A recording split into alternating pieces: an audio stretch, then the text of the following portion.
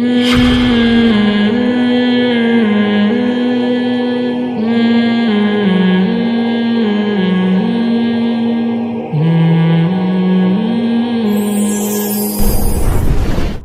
لوگوں نے خامخواہ میں احناف کے خلاف کلپ بنایا ہوا ہے کہ وہ ویل مچھلی کو حرام کہتے ہیں, ناجائز کہتے ہیں, حالانکہ صحابہ کے دور میں تو سمندر نے اتنی بڑی مچھلی پھینکی وہ صحابہ وہ کھا گئے.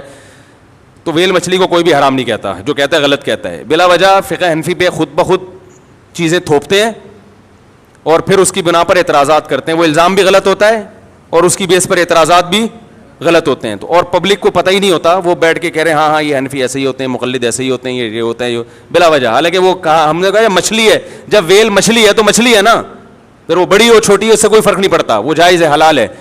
ویل مچھلی کسی کو مل جائے کھا لیں, پوری نہ کھائیں مر جائیں گے, ٹھیک ہے نا, بہت بڑی ہوتی ہے وہ.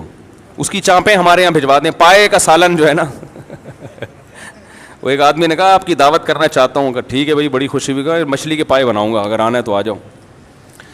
تو اس لیے صرف مچھلی کھایا کریں, اور مچھلی میں فائدہ بھی ہے. باقی سمندر کی میں جو مچھلی کے علاوہ چیزیں نکلتی ہیں اکثر صحت کے لیے نقصان دہ بھی ہیں, سمجھ رہے ہو. مچھلی کو تو قرآن نے کہا لحمن طریہ, تراوٹ ہے اس میں, تازگی ہے, فش کھاؤ گے فش کی طرح بن جاؤ گے. یہ عجیب بات ہے, اللہ نے جو جانور جیسا رکھا ہے نا اس کے گوشت میں وہ تاثیر ہے. مچھلی کبھی دیکھا آپ نے تمیز سے کہیں آرام سے بیٹھی ہوئی ہو؟ میں نے ایکویریم میں 5.5 فٹ کا گھر میں خود بنایا تھا اپنے ہاتھوں سے, بڑا خوبصورت ایکویریم تھا, اس میں مچھلیاں لا کے رکھیں. تو میں حیران ہوتا, یہ کبھی ٹکتی نہیں ایک جگہ پہ, ہر وقت دن میں بھی رات میں بھی, پلکیں تو ہے نہیں کہ آنکھیں بند کر لیں, ہر وقت آنکھیں کھلی رہیں گی اور ہر وقت چلتی رہیں گی. تو جیسا جانور ہے اس کے گوشت میں اللہ نے وہی تاثیر. کھاؤ گے تو تر و تازہ رہو گے, بھینس کا گوشت کھاؤ گے کھڑے رہو گے ایک جگہ.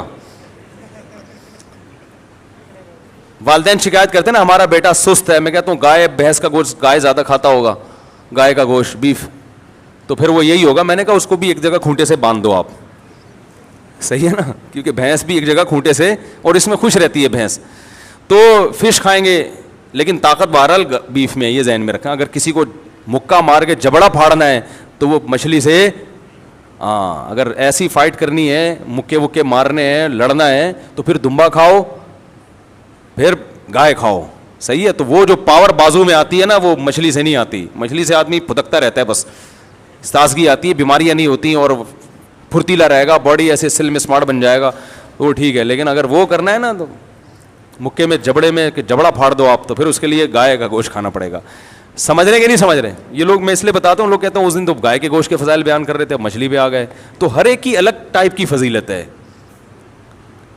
اس لیے سب کچھ کھاؤ, بہنوں کی وراثت نہ کھاؤ بس. مچھلی کے جو کھوپڑی ہے نا, کھوپڑی, مچھلی کی جو کھوپڑی ہے اس کو بوائل کر کے اس کا سوپ پیا کریں, چشمہ اتر جائے گا انشاءاللہ.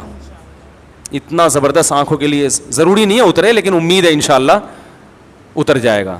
بعض بچوں پہ ٹرائی کیا ہے کہ حکیم نے بتایا کہ ہمارے جاننے والے بچے, ان کا اتنا موٹا بچے کے چشمہ لگ گیا, تو حکیم صاحب نے بتایا کہ فلاں کوئی مچھلی ہے جس میں اس کے سر میں آئل زیادہ ہوتا ہے, گھسر ہے, رامس ہے, ایک اور فش بتائی تھی انہوں نے کہ اس کی سیری لے کے 3 مہینے اس کو لگاتار اس کا سوپ پلاؤ. تو ان کے وہ پتہ چلا کہ وہ ماشاءاللہ بچی کو 3 مہینے وہ پلایا گیا, اس کا چشمہ اتر گیا. تو اس کا سوپ بنا کے چائے کے بجائے وہ پیا کریں, ٹھیک ہے نا. اور اگر اس سوپ میں آپ ادرک اور دار چینی بھی ڈال دیں تو جب آپ پئیں گے تو ایسی طبیعت آپ کی کھل جائے گی جیسے سٹا لگا لیا ہو آپ نے. مزہ سٹے کا, گناہ سٹے کا نہیں ملے گا, سمجھ رہے.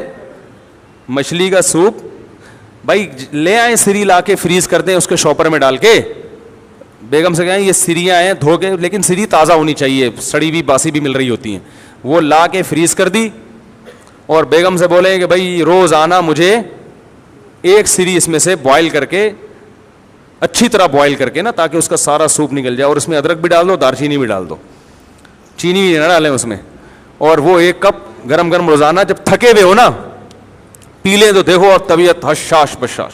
پھر بیگم کو بولیں بیگم پیا سوپ ہے, مزہ سٹے کا ہے, ٹھیک ہے نا. تو یہ جملہ جب بیگم کو بولیں گے تو بیگم کو بھی سٹے کا مزہ آ جائے گا. عورتیں شوہر سے اس قسم کی باتیں سن کے خوش ہوتی ہیں کہ بھئی ماشاءاللہ مزاح کر رہا ہے.